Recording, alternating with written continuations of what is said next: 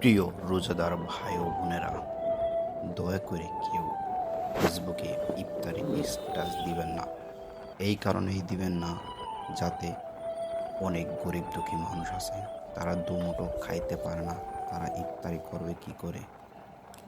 এর জন্যই আমরা যারা মধ্যবিত্ত ভালো ইফতারি করতে পারি, তারা কেউই স্ট্যাটাস না দেয় ভালো।